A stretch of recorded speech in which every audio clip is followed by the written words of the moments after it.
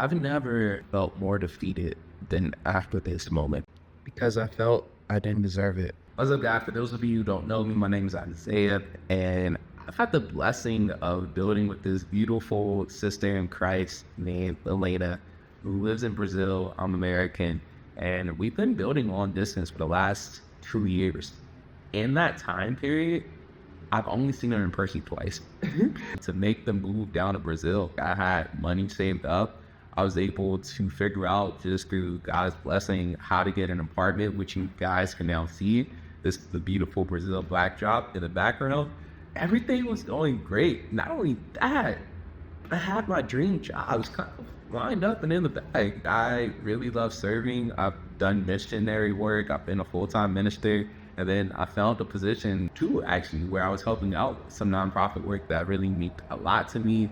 Had some checks lined up and everything seemed perfect. So I text her, I'm like, there, it's time, doing it. So we signed for the contract and everything is great until it's not. And actually, the first problem happened before I even leave, a couple of weeks before, when two pretty major checks I was waiting for just randomly got delayed, just out of nowhere. Just, hey, sorry, you're gonna have to wait a little bit for that, probably about a week or whatever the case is. And I'm like, right before I go, like, I have the money, what's going on? I have the backup money, everything should be fine.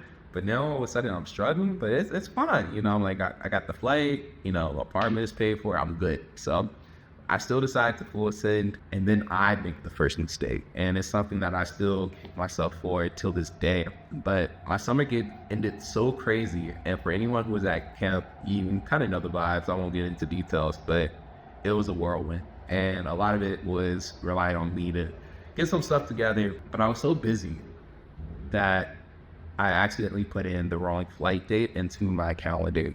I'm not sure how I did that, but I got it wrong by 24 hours. Instead of the 13th, I put the 14th. You can imagine my disappointment when I'm sitting there, I'm telling everyone, oh, you know, I'm leaving out at this time in the morning, and I get an email that's like, hey, bro, your flight just left. So the thing you guys need to understand is, like, the price of living here in Brazil may be cheaper, but to get here as an American is actually still pretty expensive. And that flight was not refundable. And I'm like, bro, I just lost a month and a half worth of rent. Just like that. And not only that, but I don't have my other two checks either.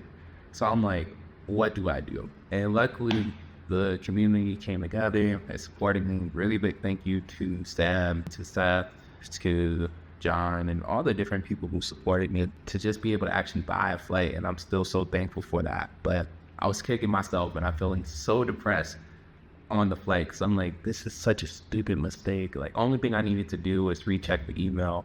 How did I make this mistake? I don't get it. But anyway, I get on the flight. I get to the transfer place because it's about 2 transfers to get to Brazil. And there's one last American spot for, you know, I'm at the international flight. For some reason, as I'm about to board my second flight, they look at me and they go, are you Isaiah? I'm like, yeah, I'm Isaiah. I mean, it's like, here's my ticket, here's my passport. They're like, oh no, all that is fine. The problem is you don't actually have a ticket booked for your flight home. Did anything change with that? I'm like, anything? I didn't get any information on this. What are you talking about? And you're like, in order for you to leave, you need to buy your flight back home. And I said, that was nowhere on the website. I triple check this. What are you talking about? And they're like, yeah, I'm sorry, this is just, you know, international rules. We can't let you board this flight unless you buy a flight home. And the flight is leaving in like 30 minutes. And I'm sitting there, I'm like, I gotta buy a flight right now back home or I can't even go. I'm like, oh my gosh. I'm like panicking at this. I call mom, like, mom, I don't know why this is happening to me. And I end up having to call Mia, my girlfriend, and basically ask her for a lot of the money I had given for our safety net back. And I was like, hey, I'm sorry, but I'm gonna have to use that to pay for a flight right now, like our safety net that we kind of have. And this is outside of the 2 checks that are coming, right? Like my other safety nets. I'm like, I'm gonna have to like get that money back because I need to buy another flight. She's like, okay, I get it, I understand. You know, she's calming me down because I'm just feeling terrible at this point. So the whole flight there, I'm out of it. I'm depressed. The seats were like really so. I'm a big guy. I'm like 6'2". So I don't even have like the space to like really move around. I remember I make one more transfer and I get on my flight to Brazil, and that one I'm just miserable, but I'm starting to get excited because I'm like, okay, it's all good. I'm able to do it. Like, God's good. God's a blessing. Like, amen. I'm still in Brazil. So it's technically not worst case scenario. I'm actually in Brazil. I didn't catch any sickness beforehand. I'm in good health, and I'm going to see my baby. And then we have that beautiful moment that you guys see, right? Wrong. Before we have that beautiful moment, I get off the flight. I'm sitting there. I'm waiting on my baggage, and I'm waiting, and I'm waiting, and I'm like, I'm not seeing it. And I'm like, maybe I'm just late, because I was like one of the last people to leave the plane. And I go over to the flight people, and I'm like, hey, you know, here's my ticket. You know, where's my bag? And they're like, bro, I'm sorry to tell you this, but it's still in America. You know, like when you pause there for your little transfer, somehow, some way, it's still all the way back there, bro. So I arrived with no bags. I arrived with most of my safety nets just gone. I arrived not knowing when my checks are gonna come in.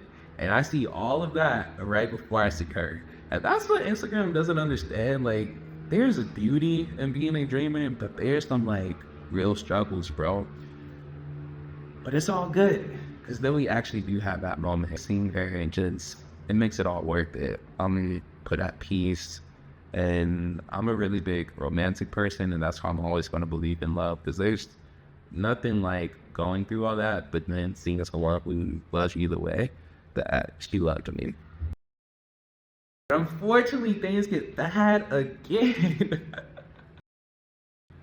I'm trying to figure things out financially. I'm texting people. I'm like, hey, is the check coming in? Luckily, one check does actually come in. I'm able to use that to, you know, just pay for a lot of things. We kind of have like a delayed anniversary moment because, you know, we're long distance. And I've only seen this girl 2 other times. So we actually are able to use that money to do a bunch of anniversary stuff. Like, I'm able to actually like take her to the store, and I'm like, it's so good to finally be able to treat you. And I'm still not tripping because I got this other check coming in. Things are going to be great. So I'm like, okay, let me just, you know, focus in on this stuff. And, you know, we're able to take care of all that. Only to find out about a week and a half later, and I'm not getting that check. And I'm like, and this kind of brings us to this video, because that check would have covered 3 months worth of rent. So if you're doing the math, in the first 2 weeks of me being in Brazil, I missed my first flight, which was a month and a half of rent. I had to buy a second flight, the flight home, which is another month and a half of rent.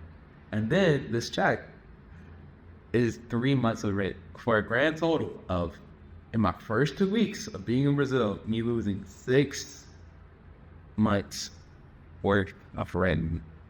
All of my safety net is gone. And on top of that, the actual jobs itself I kind of had lined up are kind of indefinitely delayed. And I'm like, and shortcut to that. So, guys, all that to say, I'm in desperate need of help. Like, I've tried to figure things out. I actually had one of the most discouraging calls, because even my backup plan of getting a loan failed, and they told me after they accepted me. I'm like so close to having like 2K, just like, oh, I'll just use this as backup. And they sit there and they say, oh, it seems something's changed since you applied. We don't see a direct deposit lined up. I'm like, yeah, you know, my gig I had over the summer, like, you know, ended last week. And they said, well, because you don't have any direct deposits coming in, we can't accept you with this pound money. You gotta be kidding me. So it's just like, I was so systematically destroyed. But it's all good. And I think the reason I'm still smiling is I had a really encouraging talk with my little brother. And then he essentially reminded me of what faith really is. And he said, bro, I had this crazy dream. I wanted to check in on you and I catch him in. Because at this point, I haven't really talked to anyone because I'm like depressed and feeling terrible. I'm like, this is my fault. Did I do something wrong? So anyway, he's like the first person I talked to from home. And just let him know what's up. And he just reminded me, he's like, dude, faith is just believing things are going to be okay. Like, you've made it out of every other situation. And we talked a lot about our dream, and he was like, I was close to giving up a lot of times on anything I'm doing here. But yeah, I've just been reminded that we can do this, and you made me believe that. And I want you to remember that. And I think in that moment, it really clicked with me. I'm like, I started to use a lot to a lot of people. I've done a lot of things to kind of preach like, get out there and do crazy things. And this is me doing a crazy thing. So I really need you guys' support. So essentially the biggest ask is I need $300 for sure in the next 5 days. Like, it sounds like a lot, but it sounds like not a lot. And that's what makes me shut up. I'm like, guys, I don't want to beg, but also at the same time, I kind of have to now. I really need you guys' support, because without that, I'm going to lose this place. So yeah, if you really believe in me and believe in the things I'm doing, please help out. All the links are below. But yeah, I definitely need to raise $300 by the 10th just to keep this place. But my hope is to raise a lot more. I'll make other videos kind of explaining what I need and kind of the vision from this point on. But I really, really need you guys' help just to make sure we keep the apartment. I essentially need $300 by the 10th. And I believe we can do it, guys. So thanks for listening to me if you're still here after all this time. And yeah, just thank you for rocking with me and for being with me. Thanks for everyone who's been a part of this process. And I'm not going to stop dreaming. This is definitely just testing my faith. And it's making me grow. And I believe we can do some crazy things. So you'll be hearing about the more optimistic piece coming soon of my vision of what I'm going to do to continue to just, stabilize myself here. But yes, thank you guys so much. I love y'all. And yeah, I'll talk to you soon. Ciao.